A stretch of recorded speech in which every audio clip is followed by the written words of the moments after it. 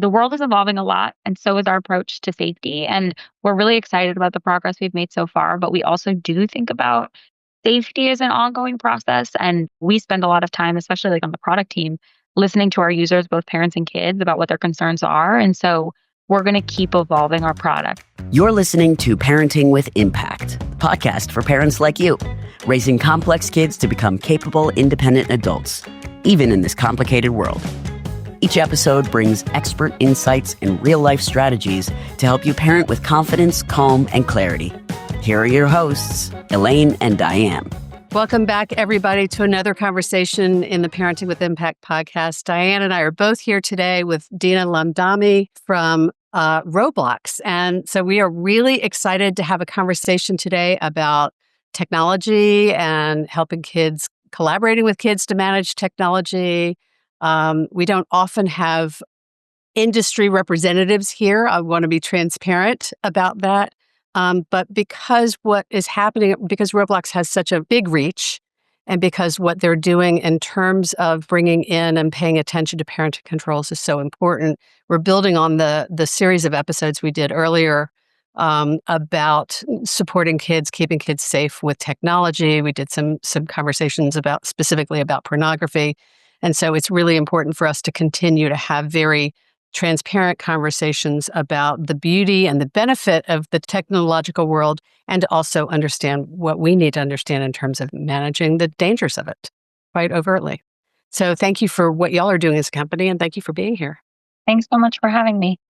Well, Dina, as we start, give us a little bit of your backstory. What brings you to this work? What's important to you about the work you're doing with Roblox and parental controls and things?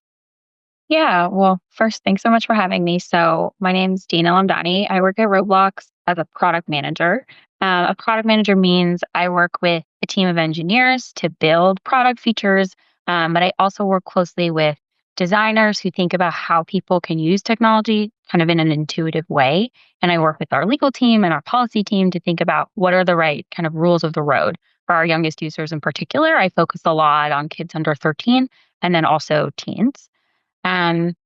I came to this work, I have both the technology background and also a legal background. And so I came to this work kind of thinking through a lot of the regulatory and policy challenges in this space. This is an area where not only parents and families are really concerned, but also we see regulators across the world really thinking carefully about how we should be thinking about kids online and safety online. And so a lot of what brought me to this work initially was kind of an interest in that. But I think the more time I've spent at Roblox, I've been at Roblox about 2.5 years now. And I think I've just started to realize just how important it is to get this right, because we have a whole generation of kids really growing up just fully online. And so much of how they think about even interaction is really influenced by what they see online. And so that really motivates me to want to make our kind of digital world safe, but not just safe, but also kind of a place where you feel like you can grow up and grow into yourself as well, not just kind of a baseline of safety. Yeah. I don't often research before I do interviews because I kind of like the freshness of, seeing who I'm talking to. But on this particular occasion, I went to my young adults and I said, what you did too, right? What do you want me to know? What do you want me to ask? What's important here? Because Diane and I's kids are old enough where our kids were raised and exposed to and raised to technology before we really understood internet safety. And so, my son who's in his 20s will say, Mom, there's not a kid my age who hasn't been traumatized by the internet. And I think that was true for that generation, those early kids who were early adopters before we as parents had a clue. Or we as an industry in the world, and I'm not blaming us for it. It's just the reality of it is what a lot of kids were exposed to. And what they were expressing to me is how they've seen the shift in Roblox, like where it was in terms of safety and where it's moving to. They were able to see it from their lens. And so I'm curious what that shift has been as an industry, what you're seeing, what led to the shift, other than, fear of reprisal and all that. You are a lawyer, a litigation end of it. Really, what was happening from the lens of we have, guys have 85 million users or something. I mean, it's huge, right? Yeah, totally. And I think that's a really great question. So a little bit of history. So Roblox is almost 20 years old. So Roblox has been around for quite some time. But I think Roblox, especially during COVID, had some huge growth. And so we really saw Roblox kind of come onto the radar and become a lot more kind of mainstream in the last 5 to 10 years. And so, safety has been an important part of Roblox since its founding. Like Dave, we sometimes joke about how Dave was involved in the original moderation. Dave is our founder. Um, but Not Dave, like Hal's Dave, but no, just Dave, our CEO. But I think when you're a company at the scale that we are now, and at a scale that we've been probably at for the last 5 years, it hasn't been 85 million for the last 5 years, but really kind of a massive company. Um, it becomes a totally different ballgame, I think, when you're thinking about safety and the way that we think about our responsibility as a platform. We take it so seriously, and we're not perfect at all. But I think, especially in the last 5 years, and I think our community of developers, our users have really started to see it. Like I think this last year, we made at least like 40 updates, and a lot of those we don't talk about, but a lot of them we do. And so we'll post even just to our developer community and say, hey, we're making this change. Sometimes it hurts developers. It makes things harder for them. Like, we're trying to respect user privacy or limiting access to certain data about kids and things like that, which we really believe we should do. But we have heard even our developer community in general be very supportive of these types of changes because they understand the importance of this. So it's actually kind of remarkable for me to hear that your kids also understand it. I mean, that's great. I think we have not expected kids to be able to understand some of these fairly like complex changes. But we have seen a lot of, I think you're asking kind of why have we changed? And I would say, I don't think we've changed our orientation. Safety has kind of always been the orientation, but I think we take our responsibility as such a large platform very, very seriously. And of course, that means there's more eyes on us, especially regulatory eyes and things like that.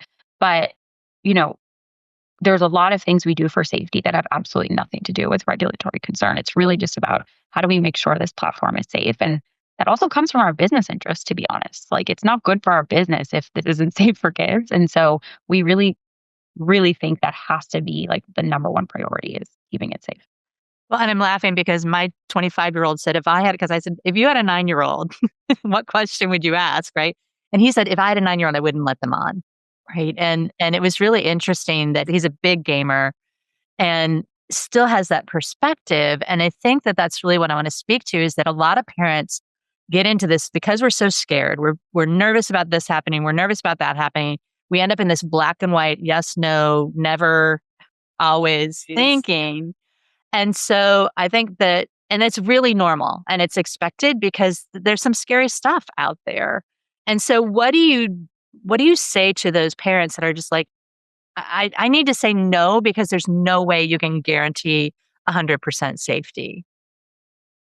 Yeah, I think a lot of parents come with these types of concerns, which first I want to validate, right? Like, I think it makes sense for parents in general to be concerned about what their kids are doing, both online and offline, because parents really want to take care of their kids. And that's just really real. And so I want to hold that.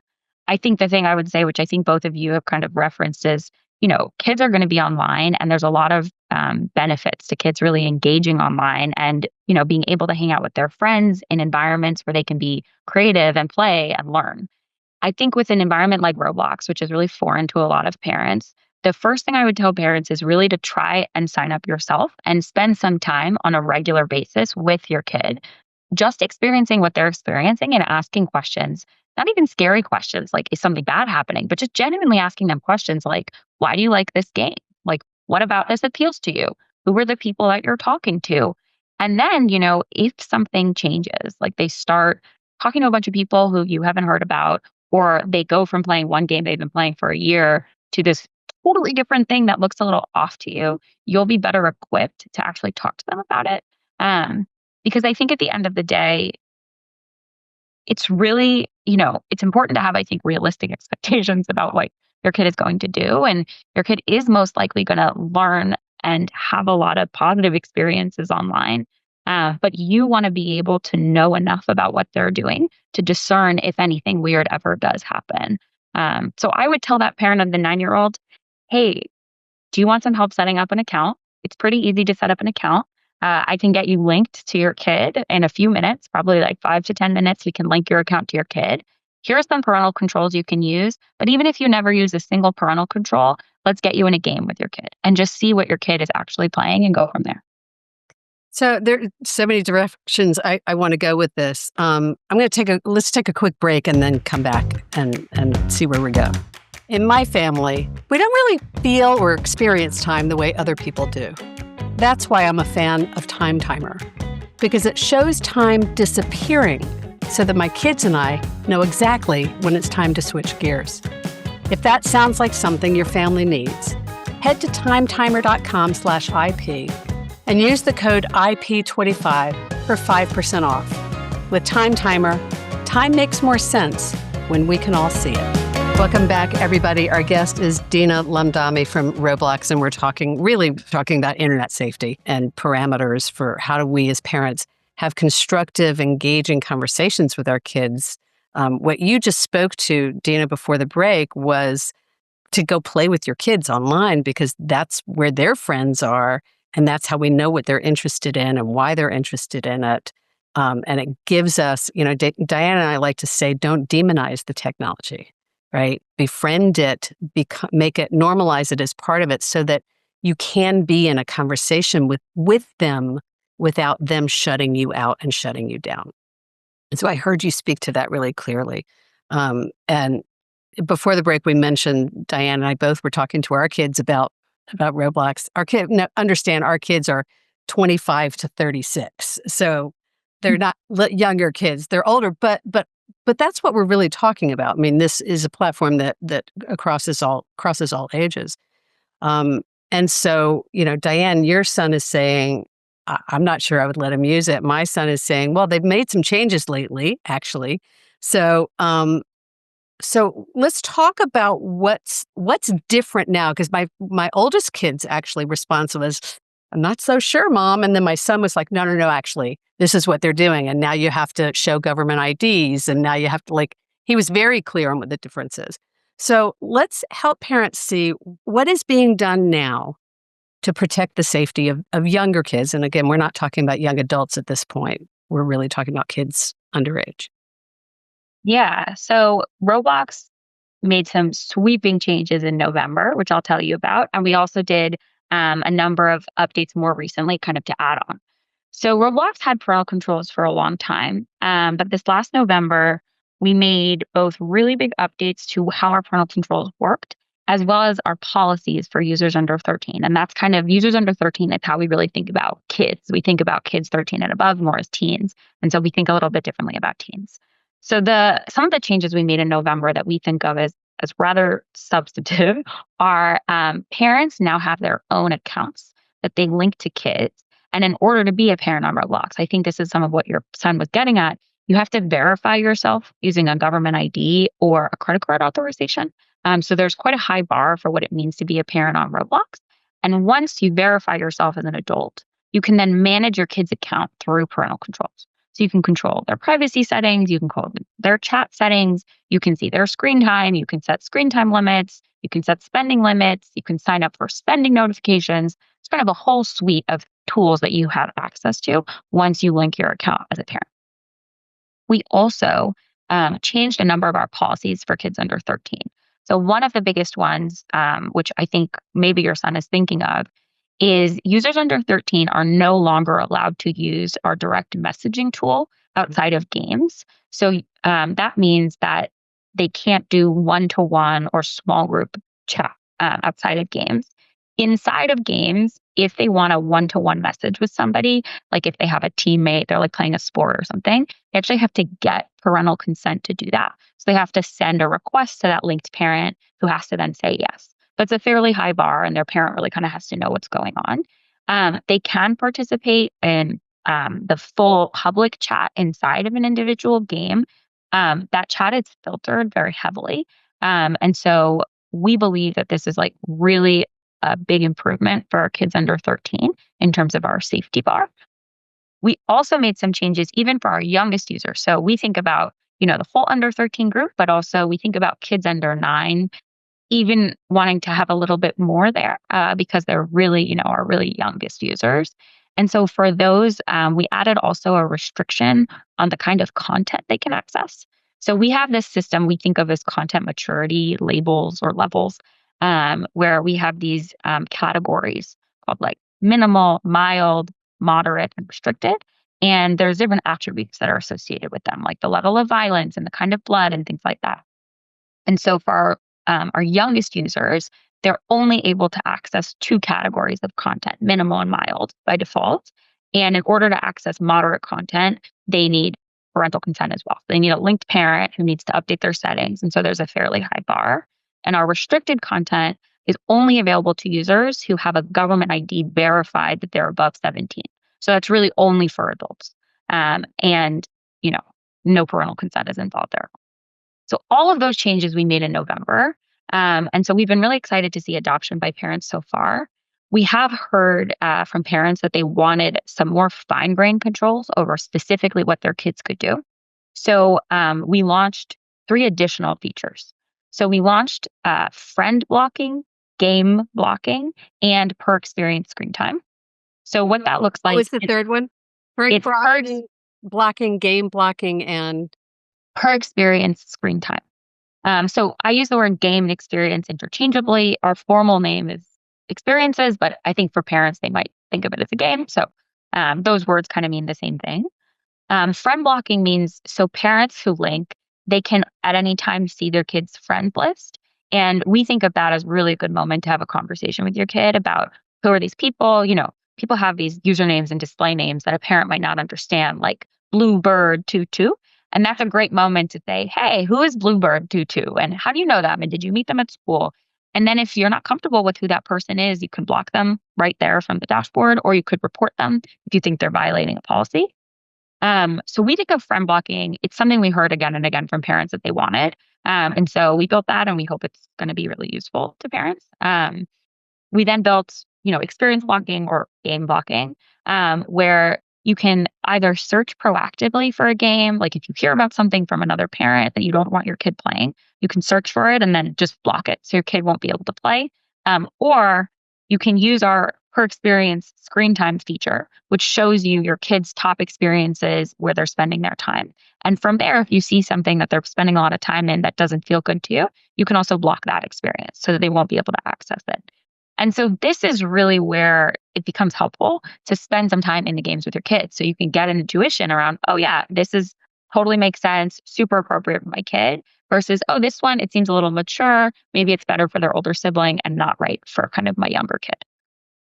Well, and the piece that you're not quite speaking to that I'm most curious about is you can control what your kid's circle is, but it's the engagement with the universe. I don't know. I'm probably not using the right language, but there are hundreds and hundreds of other people that are in there at the same time. And even if they're not friends, there's a level of engagement, interaction.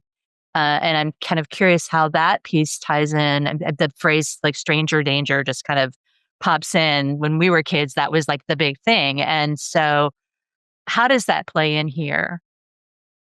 Yeah. So I think one of the things you're getting at is that Roblox really is kind of an interactive platform, which has a ton of benefits, right? You can see these universes and engage with content that can be super educational and fascinating, but also sometimes, things can go wrong.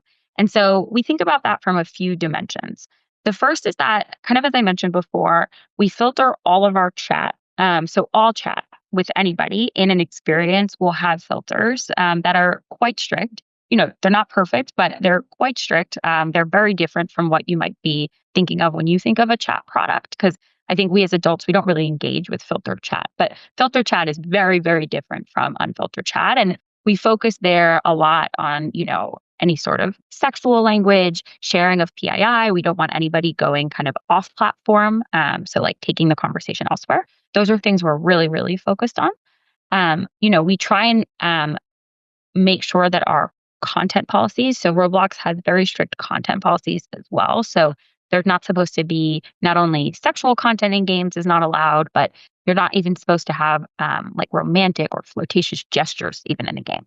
And so we also have moderation systems focused not just on chat, but also the specific type of content you could find in games. Again, nothing is perfect, and we think about this work as kind of continuing forever. And that's really why we focus so much on safety, that we're just continuing to iterate and improve our systems. But if I were a parent kind of concerned about that, I would also try and spend some time in individual games and get a sense of who's there. We know that there are some games that developmentally are just, they tend to attract more younger users, and some that developmentally tend to attract more older users. And so it makes sense also to see, oh, is this a game that's really full of little kids? And my kid is maybe a little too old for this? Or is this a game that's kind of full of older users? And you can even tell from the gameplay kind of what type of user it will attract, because, fine motor skills and all sorts of things are actually quite different among different age groups. So I'm really curious about, and we've got to watch our time. We don't have too much time left, but I'm really curious, and I appreciate what you've kind of laid out. Like, what are some of the controls that are now in place? Yes, exactly. The chat feature was what my son was talking about, and that ability to protect kids from strangers who might not have honorable intent. Let's go with that. What I'm curious about, Diane and I come from a lens that's about collaborating with your kids. And so as I hear you talking, like, I'm so glad I have older kids, because that's a lot of time that you're asking parents to put in to be able to understand how to manage and monitor this. And I'm not criticizing you for it at all. I think it's wise. And when I put on my parent hat, it sounds daunting. So what is some of the guidance or conversation for parents around how do we talk to your kids about this? How do you enroll the conversation with your kids without becoming an enforcer, or you can't do it because I don't have time kind of thing? Diane, did I capture that well, or would you say it differently? Yeah, no, and I think it's, for me, and Roblox is unique in this, is that it's not just a game. It's like you go in and there's A million. thousands and thousands of options just on the Literally millions, yeah. millions, Literally. right? Okay, so millions of options, and it's this sort of, how do we prioritize, and how do we, it's overwhelming even just to think about stepping in there as a parent, let alone, okay, I've got to be there when they're gaming, or I've got to game with them, or I've got to, it's this sort of getting to a level of confidence really does lead people to go, just no, right? Just no. Yeah, I think you're asking a really great question, because one of the things we see kind of over and over again when we talk to parents, which we do spend a lot of time doing, is parents are really busy. And that is just a truth that is always true. Anybody with a child is extremely busy, going to the grocery store, doing pickup. I think our goal is that Roblox is safe by default, even if parents aren't involved. And that's why we did a lot of the updates we did last year, like in November, around kind of our policies that just apply no matter what. So even if you don't have a linked parent, our chat policies are quite strict. Our content policies, the way that we moderate our chats, the way that we moderate our games, all of that applies to everybody, even if you don't have a linked parent. We think also about parents who do want to be involved, which, to be clear, not all parents do, right? And I think we also respect that some parents want to be involved, some parents don't want to be involved. Some parents want to be involved and don't have the time to be involved, and some parents have both, right? Like, those are kind of the different categories. And so when we do our product design and our policy design, we think about all of those categories, and we want to make sure Roblox works for all of them. I think for the parents who want to be involved but who have less time, that's maybe the category you're asking about, which is, what I would probably advise them to do is check in maybe, I don't know, once a week or once a month. Set yourself like 30 minutes. Look at the dashboard we have with some insights and see if anything's changed, right? Just look at, who are my kids' friends and what are they spending time on? If anything's changed, talk to your kid about that. Like, I think I would also encourage you, of course, to play games. But if you're really short on time, I think the most important things are, who is your kid spending time with and what are they playing? And so I think when I think about product design and how we've designed the dashboard, those are really the things that we want parents to be able to do. If you have more time, though, again, I would get in the game, et cetera. But I do hear what you're saying, which is, if they're really, really short on time, what should they do? So I love that. It's like, do a weekly or monthly audit is really what I'm hearing. Yeah, exactly. Well, and I think, let's take it a step further and say, what how do we collaborate with our kids? Part of what we can do, and I used to do this a lot with my kids, is you make them accountable for the controls and the reporting back. So it's not you going in there and seeing, it's just sort of, okay, so create a picture for me. Who are your newest friends? Where did you meet them? What do you know, it's like this sort of, not to interrogate, but that you're holding them accountable for doing the reporting rather than you having to be in there monitoring and keeping check. Oh, wait, did I know that person? Did I know that person? And particularly as your kids get into the teenage years, having them say, this is what I think the rules should be, the agreement should be. This is how I want to stay safe in this universe of games. And this is how I want to report back to you because I know, I think that our kids at heart know that our job as a parent is to keep them safe. And we want to create a relationship and a set of processes that help them to feel that we're not intruding, but that we've got their best interest at heart. Yeah. Yeah, that's a really interesting idea. I think when we think about our product, there's actually two ways we think about the way parental controls work. And this is a fine-grained detail I don't usually talk about with people, but I think it mirrors what you're saying, Diane. So, parents at any time can go into parental controls and change their kids' settings. But we also allow kids from their own privacy settings to make requests of their parents. So if something is turned off, like, that chat in game, for example, there's a button that has a little lock on it. And if you click on it, it says, do you want to send a request to your parent to change this? And then your parent gets an email. And so that is actually where most of our usage is coming from, actually. It's really from kids making requests of their parents. And I do think that speaks to what you're saying, which is it's on kids really to guide their parents towards what they think is right. And we do see parents saying no too, right? Like parents say yes and they say no, and they've always had that option. But it helps parents understand kind of what are the key things on my kid's mind, but you can then make a decision. Well, and what really strikes me is it gives the kids an opportunity to be in communication with their parents around these issues, as opposed to that tendency to avoid a conversation because it's uncomfortable. There's a way in which, by the click of the button, they can invite a conversation. And as parents, we want to see every invitation to a conversation as an opportunity to engage with our kids. So there's a real beauty that instead of seeing when the kid sends you that email, instead of seeing it as, oh, no, they want one more thing, we have an opportunity to say, here's a chance for another conversation with my kiddo, right? And that's up to us to bring the lens, to bring the perspective in a way that really serves our kids. Mm-hmm. I have one more quick question, and I know we got to go. But we do some collaboration, and we've done some conversations with Common Sense Media. What other resources? Who are you working with out there who are also working on keeping kids safe, and how does that play out in the larger world?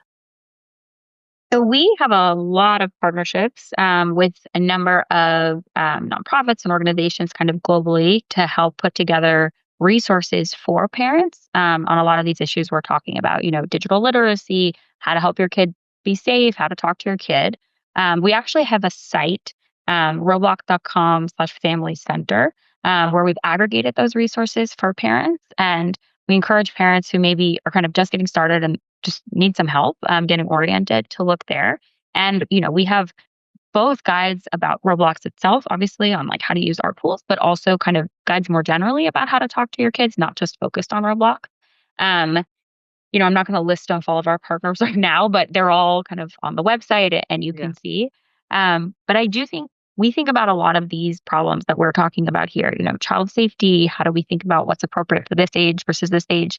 These are really like global industry-wide challenges. And so we don't approach this as we're the only ones thinking about it. We think we're really thinking about it kind of in conjunction with many experts around the world. And we're all kind of continuing to learn as things are changing out there. And so that's why we're just like continuing to evolve our approach over time. Beautiful. Thank you.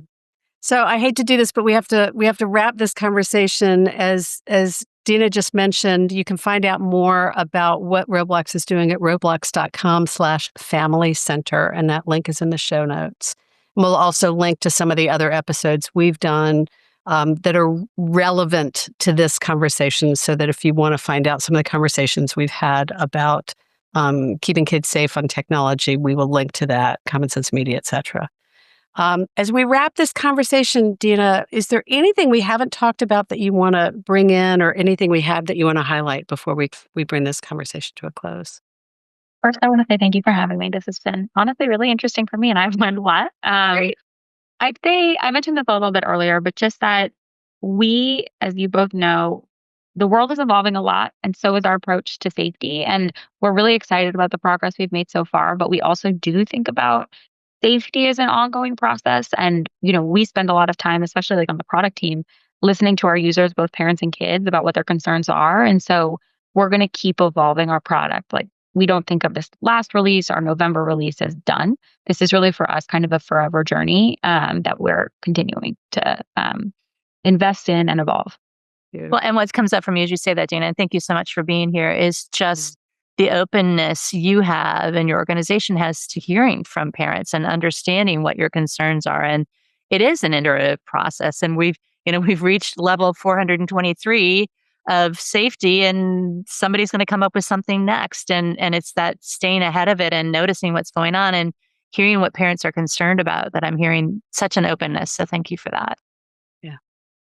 So we always like to ask our guests before we wrap, do you have a favorite quote or motto that you want to share with our community? A great question. I didn't prepare one, but one that's on my mind, there's a poet, Cleo Wade, who I really admire. And something she says that I think about a lot as it goes to how I lead my team is that real leaders lead with love. So I think about that a lot. I love that. Beautiful. We talk a lot about how parenting is leadership. So I think it is. Yeah, I love that very much. Thank you. Thank you for being here. Thank you all for doing the work you're doing. Thank you for being open and transparent about it. And we really appreciate it. Thank you so much for having me. I really appreciate it. And those of you who are listening, take a minute before we close and capture for yourself an insight, a nugget, an aha, something that you want to take. We did talk about a lot. And something that you want to take back to, and maybe it's a conversation with your kid, maybe it's a conversation with your co-parent, maybe it's just an inspiration to go game a little bit. Who knows? But what do you want to take for yourself? Yeah. What's your insight, and what do you want to do with that information? How do you want to put it into practice for yourself in your life? And as always, friends, thank you for what you're doing for yourself and for your kids, tuning in, listening to this. It makes a difference. So thanks, and we will see you on the next conversation. Take care, everybody. Thanks, everybody. You've been listening to the Parenting with Impact podcast with Elaine and Diane. For more information on the Impact Parents community or to join Sanity School for Parents, please visit impactparents.com. If you like what you've heard, please share this podcast with friends who need similar guidance and subscribe wherever you listen to podcasts.